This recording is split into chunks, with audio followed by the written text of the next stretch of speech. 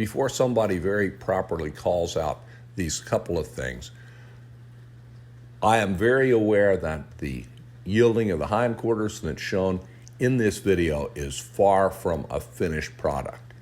It's just a means to an end. I'm using that work in progress to advance his sensitivity to your leg. So don't look at that maneuver, look at the energizing of the horse, which is our real goal. Second, you'll notice this colt is working his mouth. He's tipping his head from side to side a bit.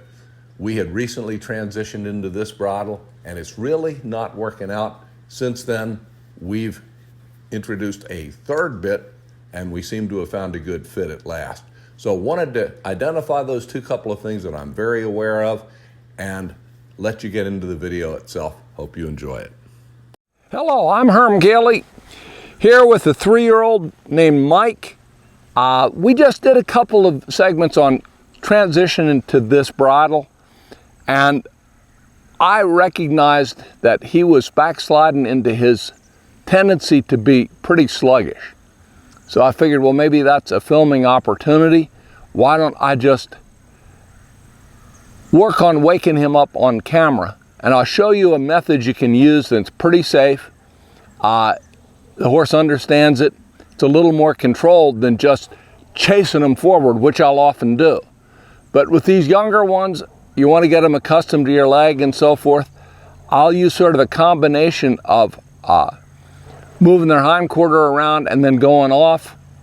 As you move their hindquarter, they get more responsive to your leg. Then when you add leg to go forward, they're more likely to move off instead of just sort of hanging there in midair, going nowhere.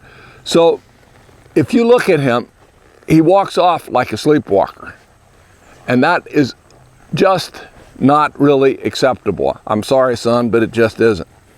So what I'm gonna do initially, instead of banging on my legs like he's a ripe watermelon, I'm gonna take this little dressage whip, and since he's a bit of a donkey today, I'm gonna use this donkey stick and just use it to wake him up, just at the walk even.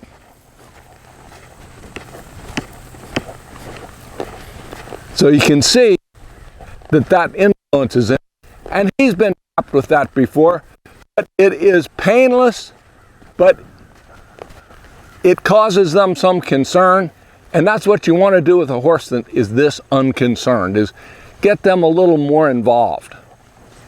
So what I'll do to build some responsiveness off the legs is to take him around, walk him down into a stop, and just let him stop and relax. But now I'm not going to let him relax too much. I'm going to put my left leg on him, ask him to move his hip around, which he's a little hesitant to do. There you go. And then go off straight.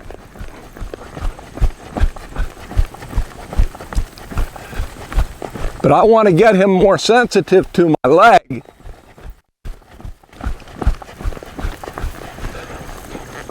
And now maybe he'll have a better idea of what I need him to do.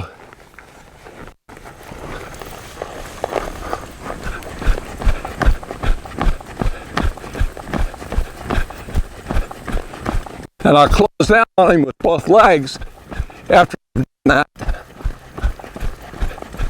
And he's going to be a little more alert to my leg than he was to start. I'll move his hip over and go on off, and maybe tap him on the backside. What I'm not going to do is restrain him. I'm going to let him go somewhere and not pick on him. So I'm going to bend him down again. I may bend him the whole way to a stop. So I want him to remember that he can come to a stop. And then work on his hip and take off.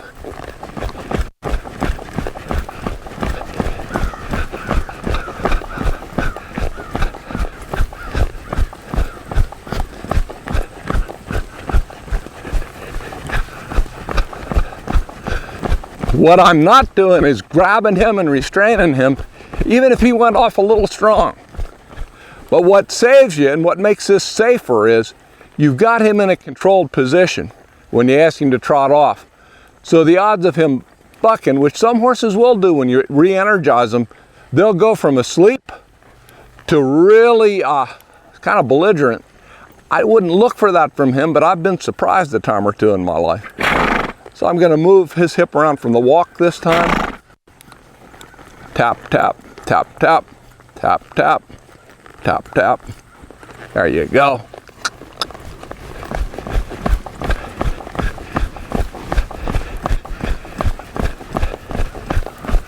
And he's getting a little bit more energetic. It's a pretty low stress, pretty low speed. Take his head around. Go in the opposite direction. Now we're walking to the right, so we're going to be moving his hip over to the left.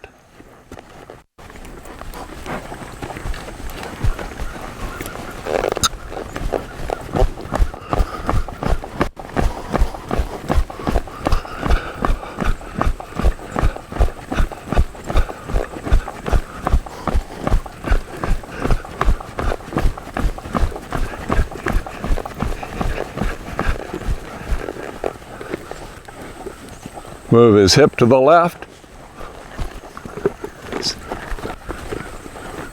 and go on off. And he goes off on a lope that time. And I'm not going to discourage that. I didn't need a lope, but I'll sure accept it. So what you're doing is getting your horse more sensitive to your legs by not using up your legs. You tap them with that stick. You have your leg against them very softly. When they don't move, which they won't at first, you go to the stick, move their hip around, and then trot them off in a straight line. But you have that bent period when you're really pretty safe and you're working on them with your leg. And then if I was to take his head around now and not go to the stick, see how he goes? He's doing that off my leg, and then he's going forward.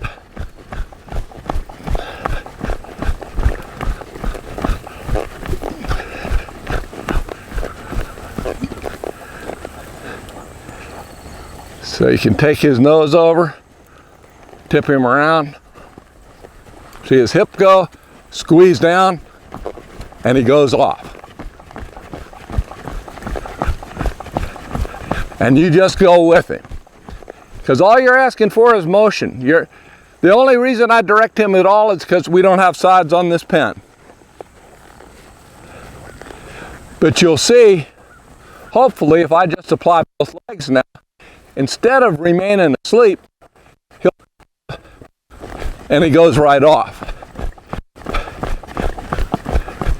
And what I'll do with that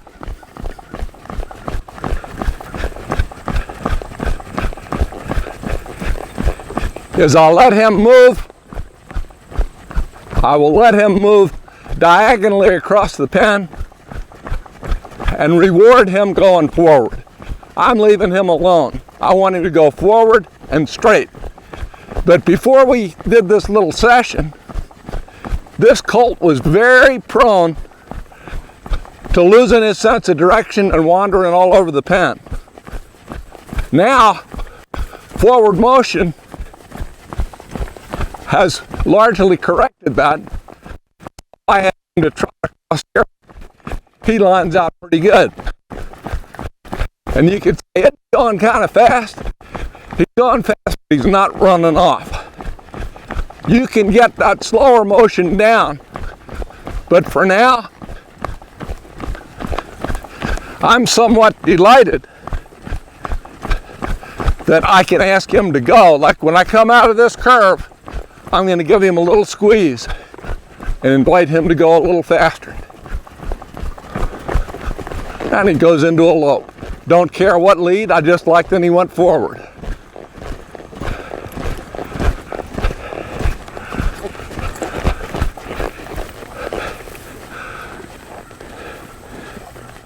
wind up building some more forward motion.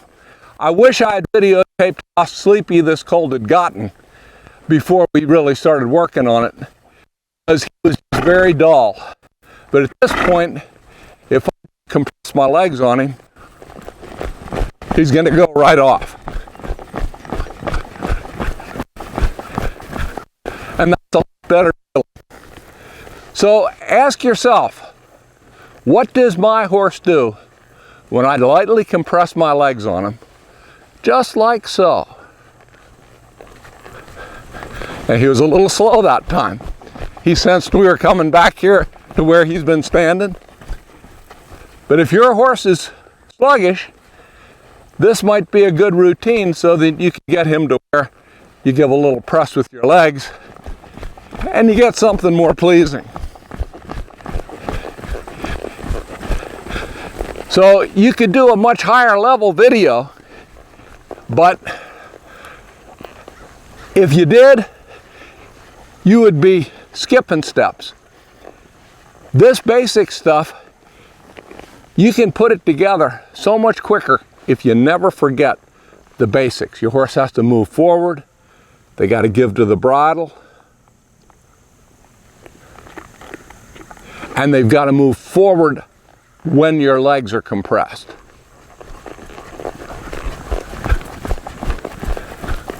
You may notice I'm wearing spurs. I have used these spurs on him a bit and pressed him with them, but I promise under oath that today I have never touched a hair on his body with those spurs. They're just on, and I squeeze. If I had to use them, I would. But rather, I'd use the donkey stick and send him on forward so that he doesn't learn to resent your legs or to lean on your legs. They don't lean on this as much. So those are some thoughts. Hopefully they'll give you some things to think about as well. Till next time.